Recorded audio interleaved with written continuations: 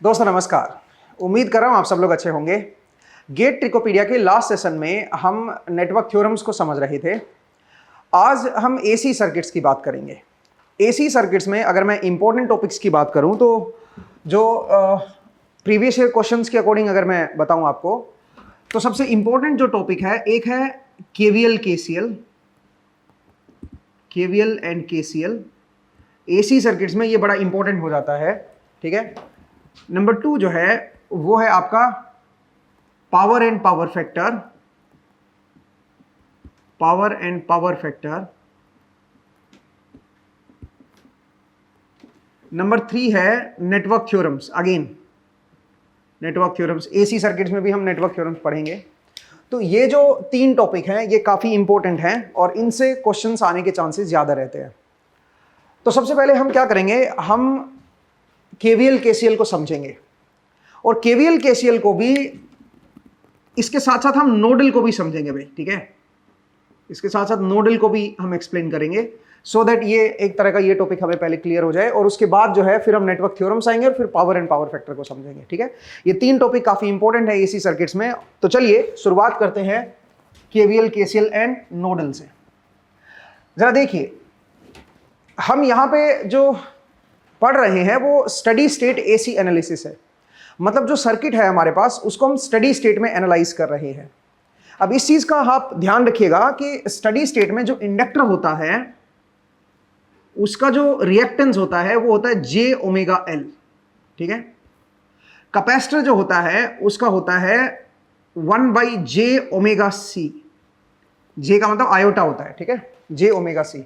और रजिस्टर का तो आप सब लोग जानते हो, रजिस्टर को तो हम आर से दिखाते हैं। अब इस चैप्टर में जो सबसे ज्यादा इंपॉर्टेंट चीज है वो है कॉम्प्लेक्स नंबर्स। आपको कॉम्प्लेक्स नंबर्स के ऑपरेशंस पता होने चाहिए।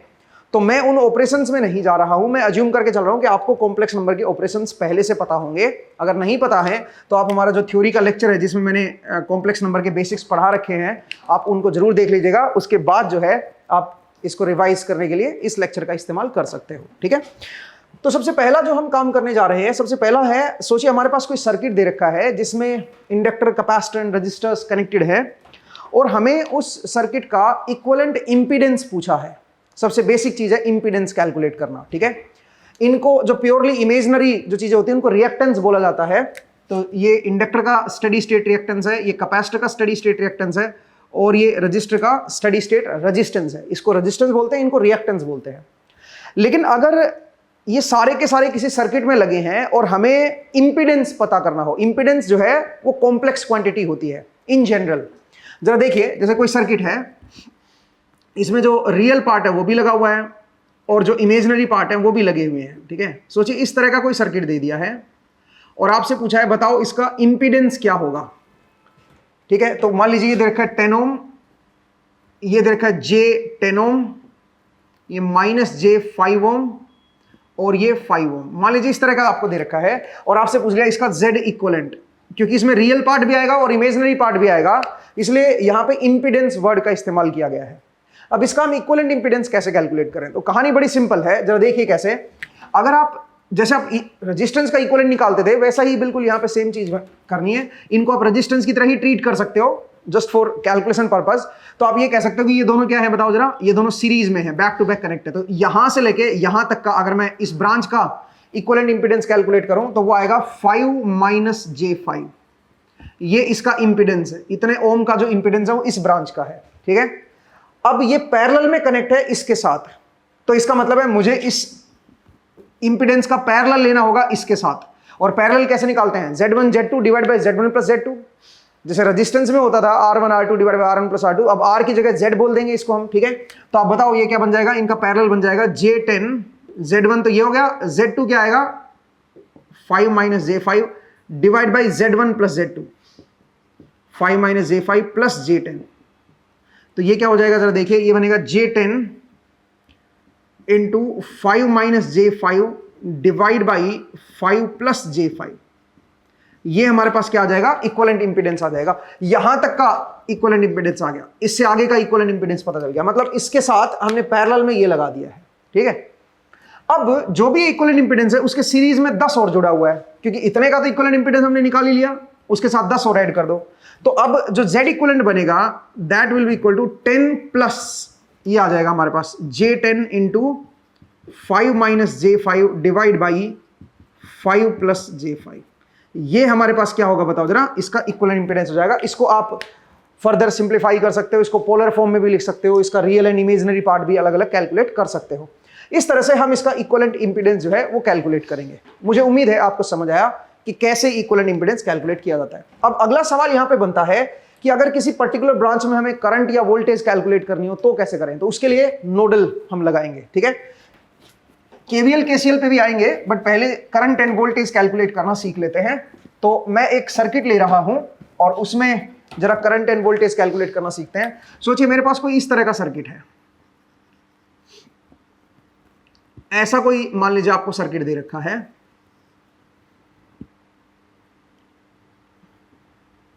और यहां पे कोई सोर्स लगा रखा है, और यहां पे मान लीजिए कोई करंट सोर्स लगा रखा है, ठीक है।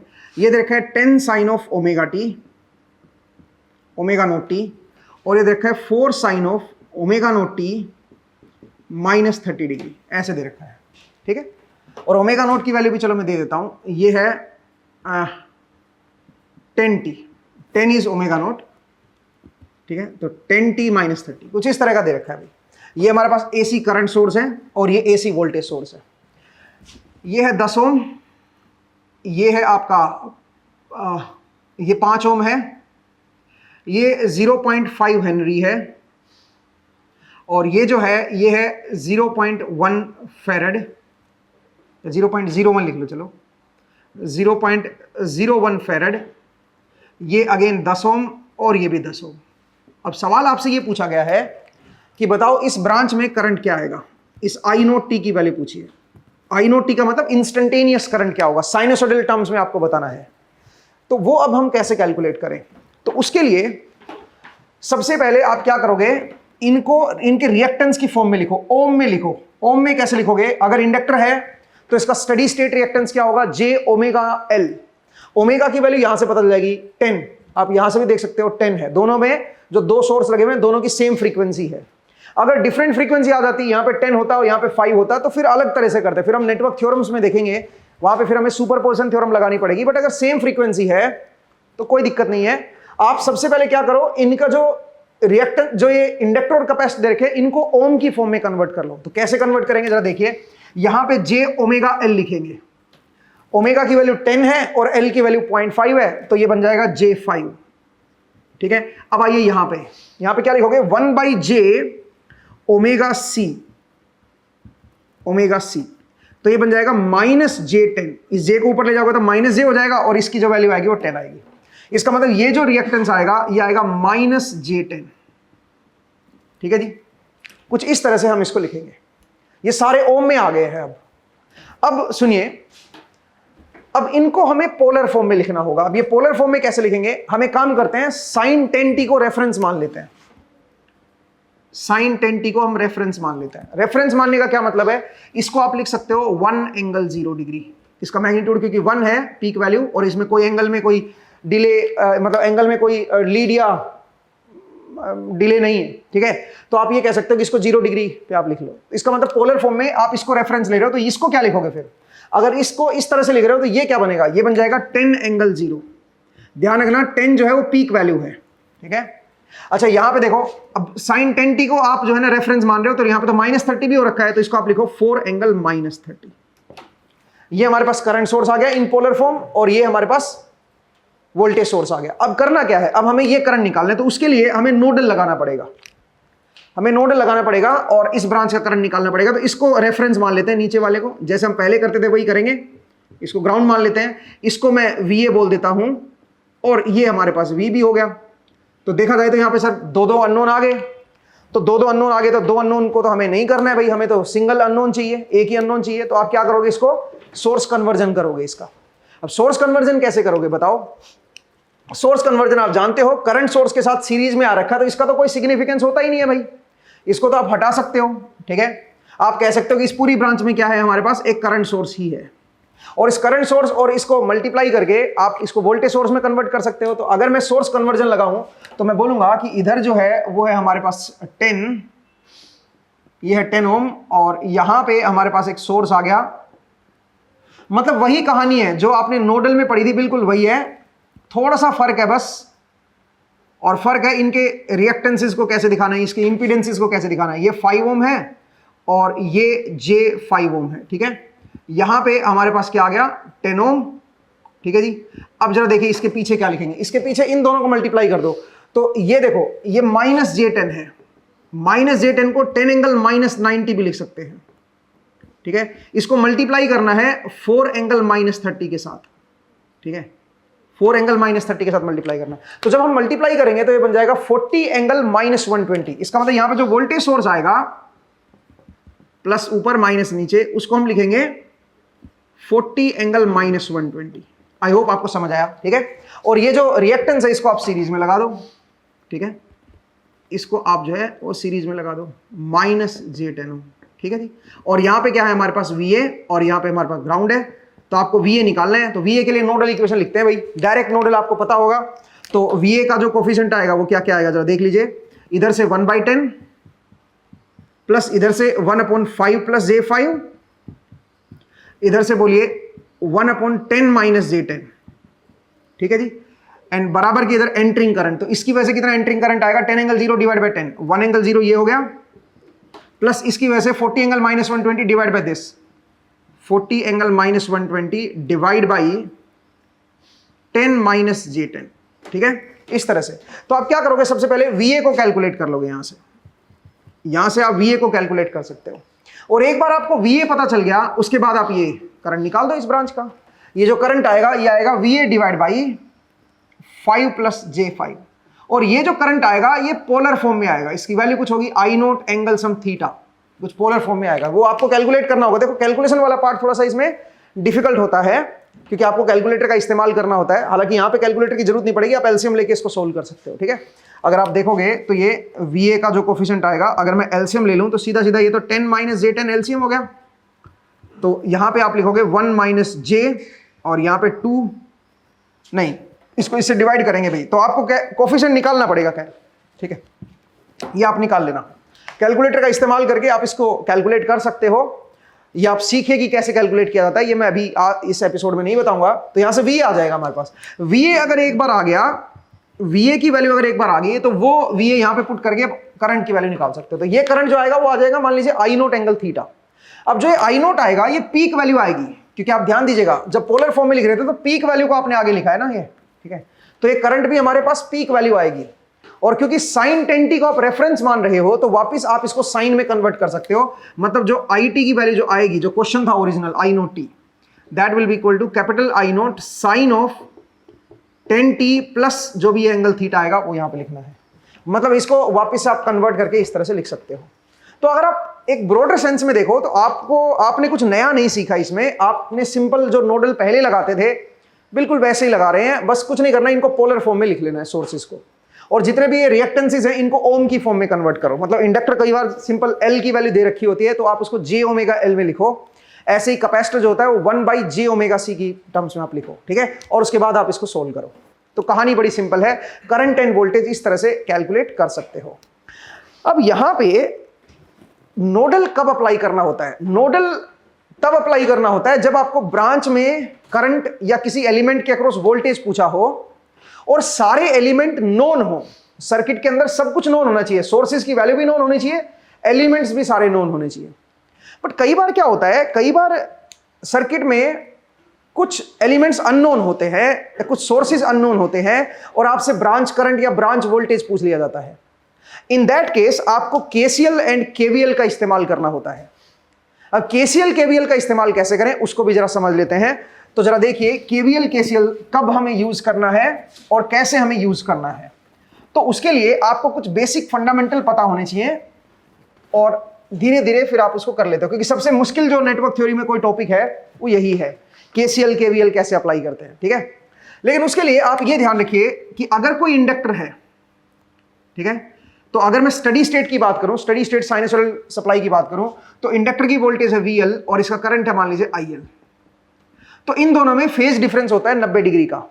मतलब अगर इसके अक्रॉस जो वोल्टेज है उसको अगर मैं VM sin ओमेगा t बोल रहा हूं, तो इसके थ्रू जो करंट आएगा वो आएगा I0 sine of omega t minus 90। मतलब करंट जो है वो 90 डिग्री लैग करेगा।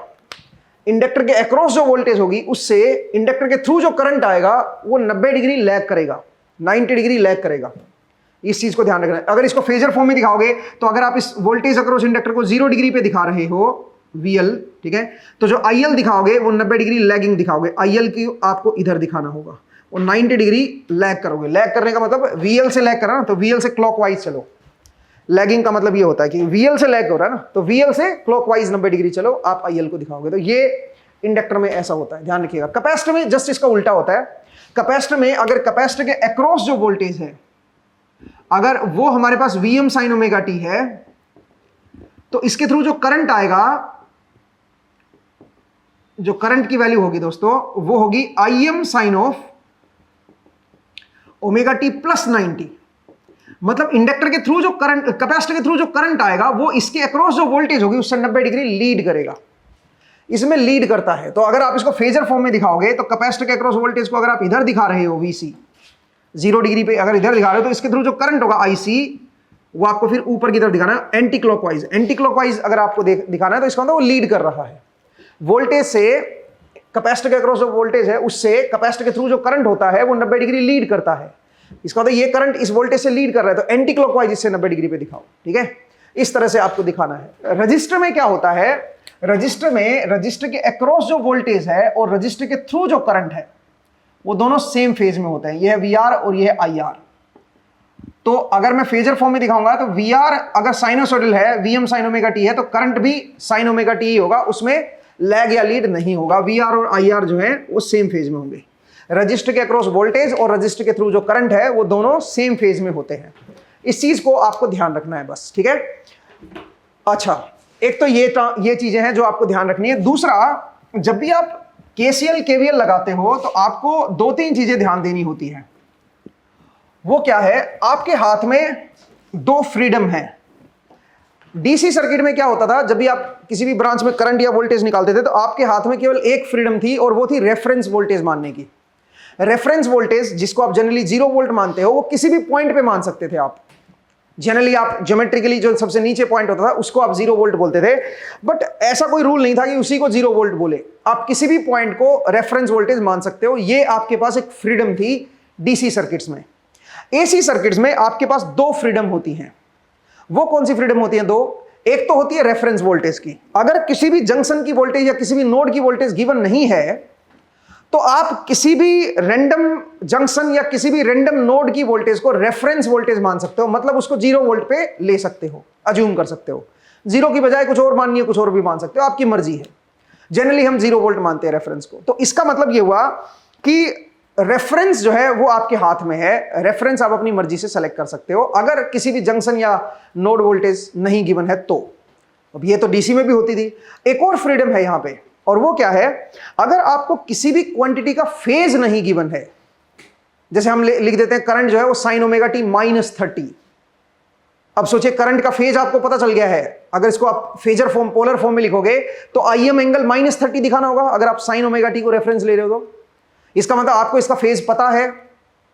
बट सोचिए अगर किसी सर्किट में आपको करंट या वोल्टेज कोई भी ऐसी क्वांटिटी का फेज नहीं पता है, सिर्फ उनका आरएमएस वैल्यू या मैक्सिमम वैल्यू आपको दे दी गई है, आपको उनका फेज नहीं दिया गया है कि भाई वो 0 डिग्री पे है कि 30 डिग्री पे है कि -30 पे है, ये नहीं पता आपको, तो इन दैट सिचुएशन ऑल्सो आप जो है किसी भी एक क्वांटिटी के फेज को 0 डिग्री पे ले सकते हो।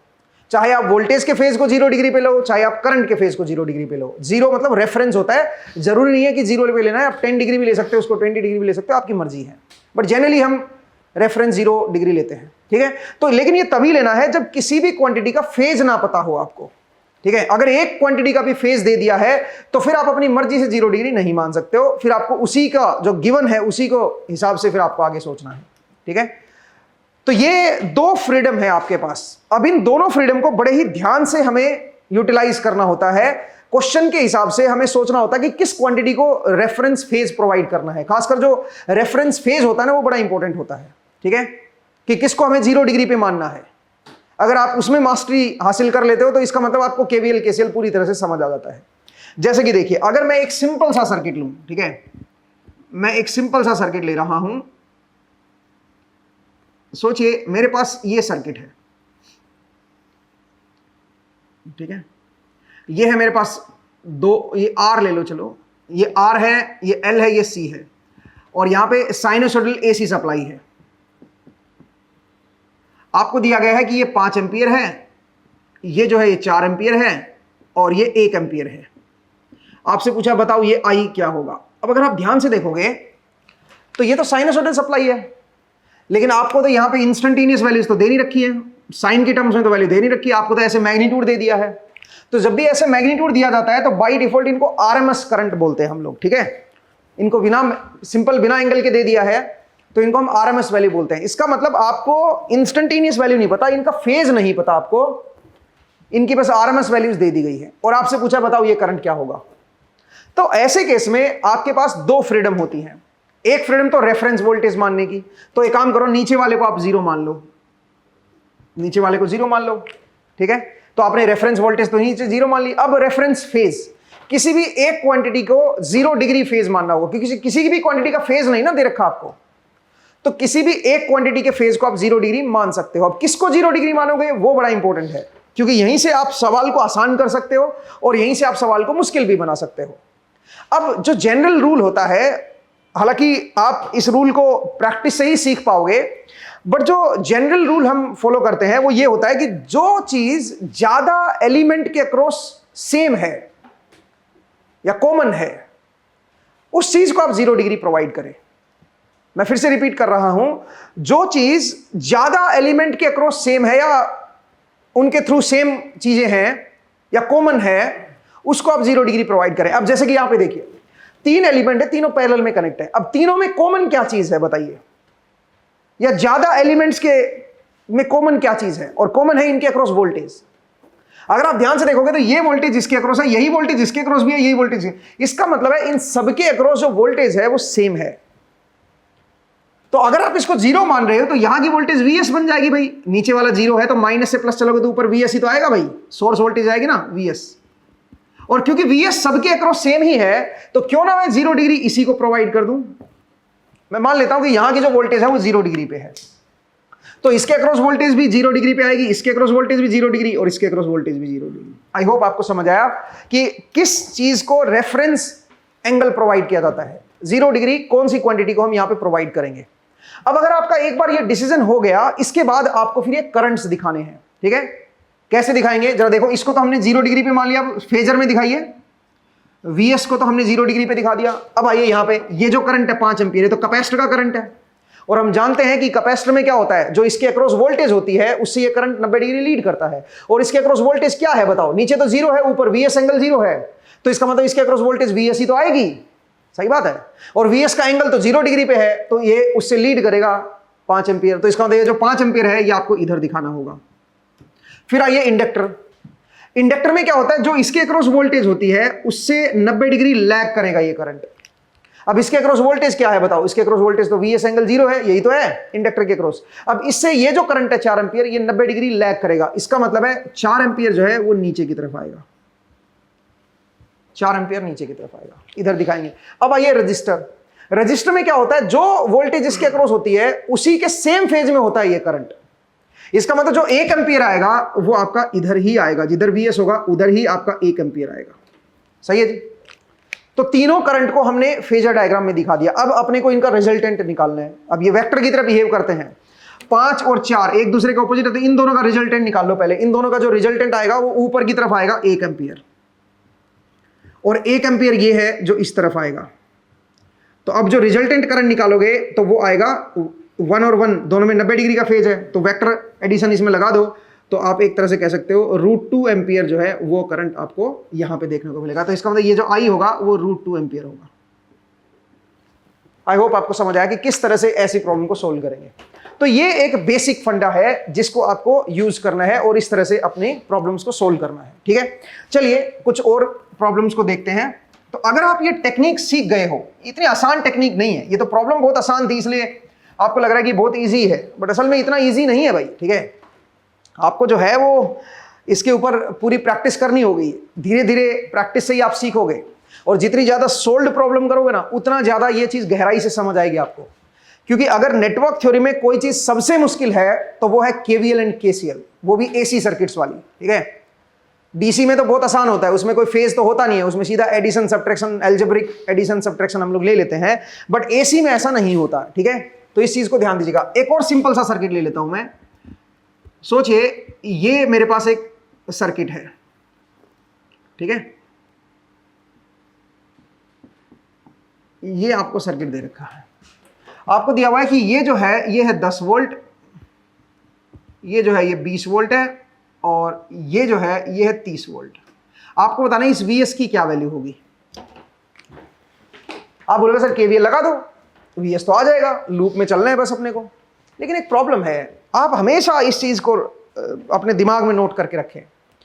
जब भी आप AC सर्किट्स को सोल्व कर रहे होते हैं ना, तो जब आपको एडिशन करना हो या सब्ट्रैक्शन करना हो, डिवीजन मल्टीप्लिकेशन करना हो, बिना क्वांटिटीज के, एंगल के आप ये सब नहीं करोगे।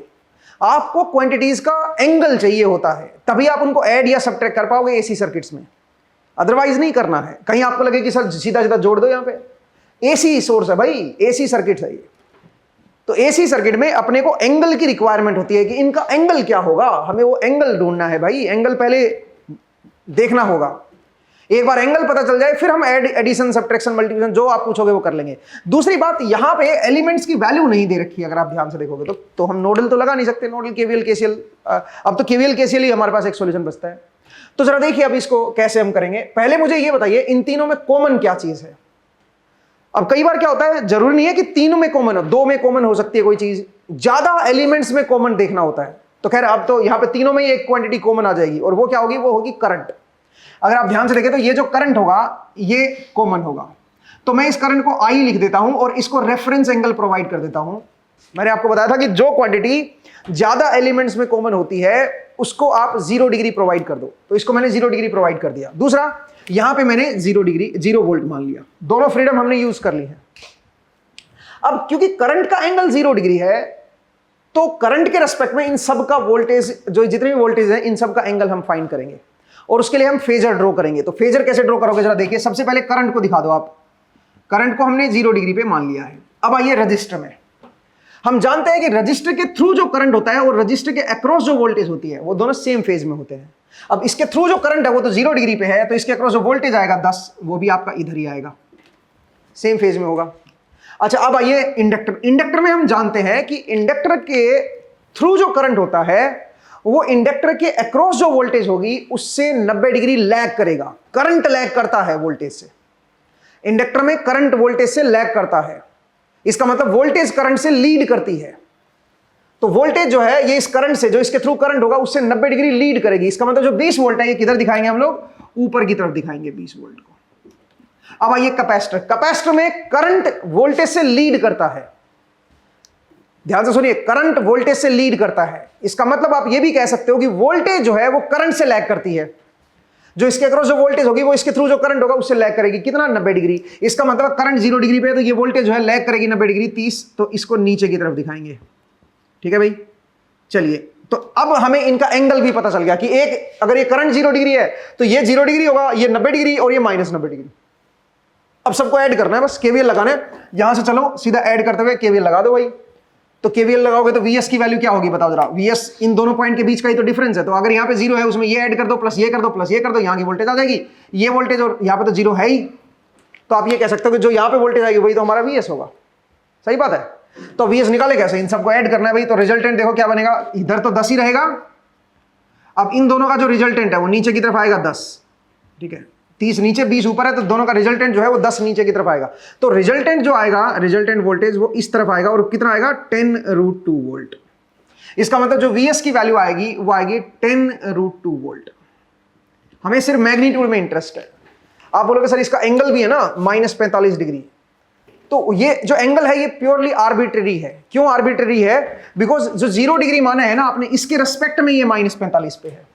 कोई बोलेगा कि भाई मैं 0 डिग्री नहीं लूंगा रेफरेंस एंगल को, मैं रेफरेंस एंगल को 10 डिग्री लूंगा, तो फिर ये -35 डिग्री पे होता। फिर ये कोई बोलेगा नहीं मुझे तो ये 45 डिग्री पे लेना है रेफरेंस, तो अगर 45 डिग्री इसको ले रहे हो तो फिर ये आपका 0 डिग्री पे आता फिर वीएस। इसका मतलब है ये जो एंगल है ये तो प्योरली आर्बिट्रेरी है, हमें तो सिर्फ इसका मैग्नीट्यूड चाहिए।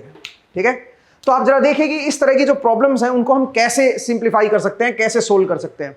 किसको रेफरेंस एंगल देना होता है और किसको रेफरेंस मैग्नीट्यूड देना होता है। रेफरेंस वोल्टेज मैग्नीट्यूड में प्रोवाइड करना तो बहुत आसान होता है, सबसे नीचे वाला जो पॉइंट होता है उसको हम रेफरेंस मान लेते हैं। बट रेफरेंस एंगल किसको हम दें, 0 डिग्री एंगल किसको दें, वो बड़ा इंपॉर्टेंट होता है। अब आप बोलोगे सर ये तो ठीक है, सिंपल आपने 2 प्रॉब्लम ले ली, लेकिन प्रॉब्लम कई बार बड़ी कॉम्प्लिकेटेड आ जाती हैं, उनको हम कैसे सोल्व करें। इसका भाई एक ही सॉल्यूशन है, आपको ज्यादा से ज्यादा सोल्व्ड प्रॉब्लम करनी है। तो आप ये करें कि मेरे जितने भी एसी सर्किट्स के ऊपर लेक्चर्स हैं जिनमें मैंने सोल्व्ड प्रॉब्लम करा रखी है केवीएल केसीएल पे, उन सबको कर लो।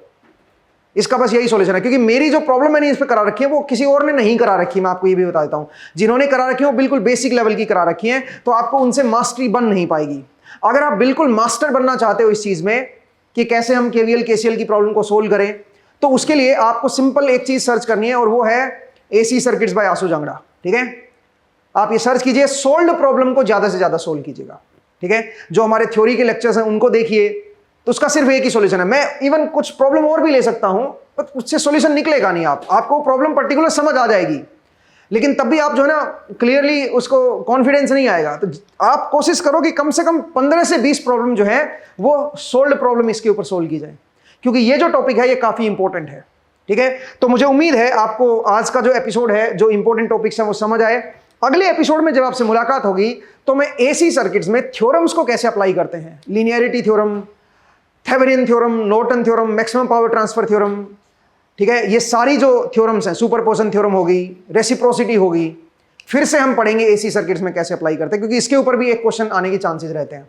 तो अगले एपिसोड में और अगले 2-3 एपिसोड में हम थ्योरम्स को पढ़ेंगे दोस्तों। ठीक है, आज के लिए इतना ही करते हैं, नेक्स्ट एपिसोड में फिर से आपसे मुलाकात होगी। अपना ख्याल रखिए, पढ़ते रहिए, मुस्कुराते रहिए, नेक्स्ट टाइम मिलेंगे। Thank you.